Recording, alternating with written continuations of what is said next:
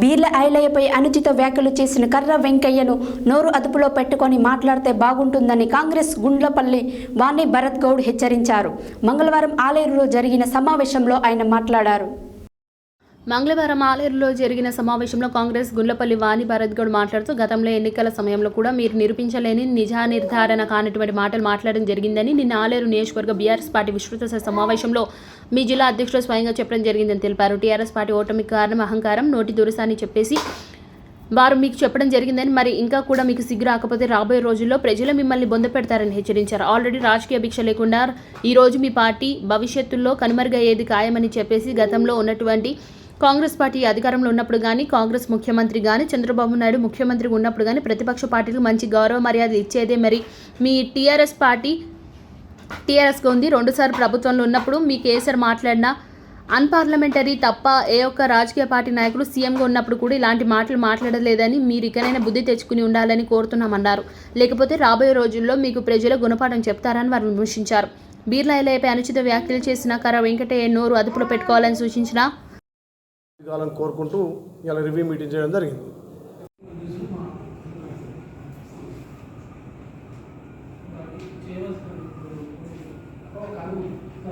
ఈ సమావేశానికి వచ్చినటువంటి కాంగ్రెస్ ముఖ్య నాయకులకు, కార్యకర్తలకు అందరికీ కూడా నమస్కారము.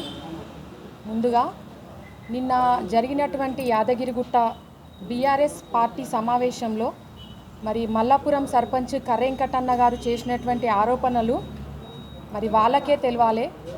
ఇవాళ ఆలేరు నియోజకవర్గం అత్యంత భారీ మెజార్టీతో గెలిచినటువంటి మన ఐలన్న మీద అనుచిత వ్యాఖ్యలు చేయడము వాళ్ళ సంస్కారానికే వదిలేస్తున్నాము. మరి గతంలో కూడా ఐలన్న మీద ఎన్నో ఆరోపణలు చేసిండు.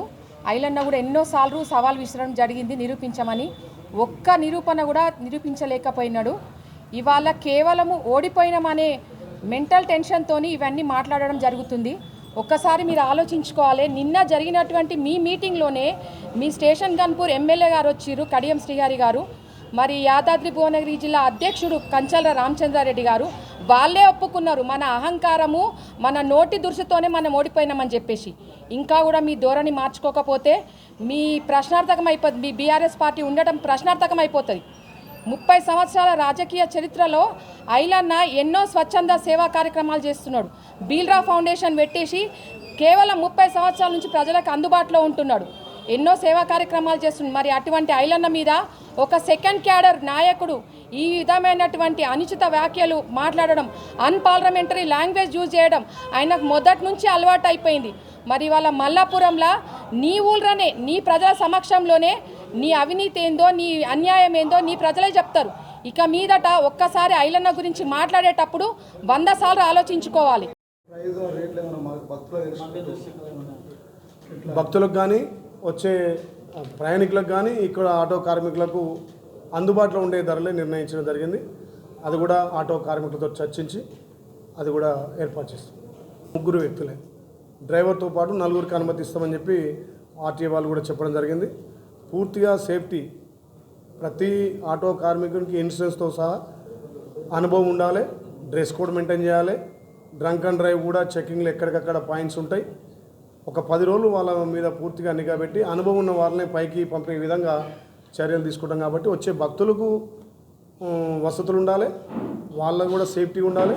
ఇక్కడ నడిపే వాళ్ళు కూడా క్రమశిక్షణగా నడపడం కోసం పూర్తిగా చర్యలు అన్ని శాఖలు తీసుకున్నాం. కాబట్టి పోలీస్ శాఖ, ట్రాఫిక్ శాఖ, ఆర్ఎన్బి వాళ్ళు, ఇక్కడ ఉన్న సేఫ్టీ వాళ్ళందరూ కూడా ఒక నిర్ణయం తీసుకోవడం జరిగింది.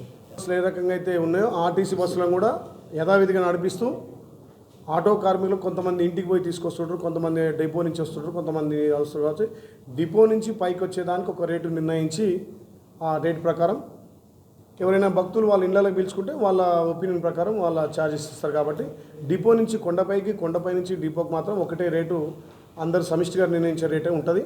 ఎక్కువ తక్కువ వసూలు చేసి ప్రయాణికులను ఇబ్బంది పెట్టేది కూడా ఉండకుండా అందరూ సమిష్టిగా నిర్ణయం తీసుకొని ఏదైతే రేట్ ఫిక్స్ చేసారో ఆ రేటు ప్రకారం ఓవర్లోడ్గా అయ్యి ఏదైనా యాక్సిడెంట్లు కాకుండా ఆటోలు పల్టీ పడకుండా కూడా దాంట్లో మినిమం 3 యాత్రికులనే తీసుకునే విధంగా, యాత్రికులతో పాటు ఒక డ్రైవర్ ఉండే విధంగా, ఆ డ్రైవర్ కూడా అనుభవం ఉండి అన్ని రకాల ఆటో ఫిట్నెస్ ఉండి అతనికి ఇన్సూరెన్స్ ఉండి డ్రైవింగ్ లైసెన్స్ ఉన్న వ్యక్తులనే కొండపైకి అనుమతిస్తాం. అదేవిధంగా ప్రతి ఆటోకు స్వామివారి చిత్రపటంతో పాటు దాని కింద ఒక నెంబరింగ్ కూడా ఇస్తాం కాబట్టి రోజుకు 100 ఆటోలను పైకి అనుమతిస్తూ